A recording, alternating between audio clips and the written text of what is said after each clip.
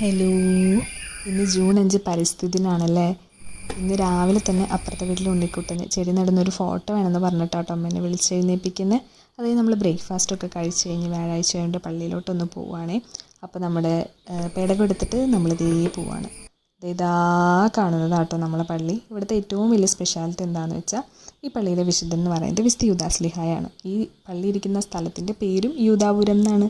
അത് അടിപൊളിയാണല്ലേ. പിന്നെ നമുക്ക് അവിടുന്ന് കഞ്ഞിയൊക്കെ കിട്ടിയിട്ടോ. അപ്പോൾ പപ്പയ്ക്കുള്ള കഞ്ഞി നമ്മൾ പാഴ്സലെടുത്തിട്ട് നമ്മൾ അവിടുന്ന് കുടിച്ചിട്ട് ദേ പോകുന്നു. ഒരു ഉച്ചയുറക്കൊക്കെ കഴിഞ്ഞ് ഞാൻ നോക്കുമ്പോൾ ദേ ഇവിടെ ഒരാൾ കിടന്ന് അടിപൊളിയായിട്ട് ഉറങ്ങുന്നത്. നമുക്ക് ഇന്നും ചക്ക കിട്ടിയിട്ടുണ്ട്.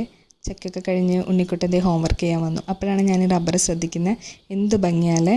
നമ്മുടെയൊക്കെ കാലത്തില്ലേ, അത് വേണ്ട, അത് ഇച്ചിരി തള്ള വൈബായിപ്പോൾ, അത് വിട്ടേക്കാം. അത് കഴിഞ്ഞതേ അമ്മ ഒരു കപ്പലണ്ടിയൊക്കെ മേടിച്ചുകൊണ്ട് വന്നിട്ടുണ്ട് കേട്ടോ. അപ്പോൾ ചൂടൻ കപ്പലണ്ടി ഇന്ന് കഴിക്കുവാണേ. അതിൻ്റെ നമ്മൾ നമ്മുടെ ചക്കയൊക്കെ അരിഞ്ഞ് നാളേക്ക് വേണ്ടി ഫ്രിഡ്ജിലേക്ക് വെക്കുവാണേ.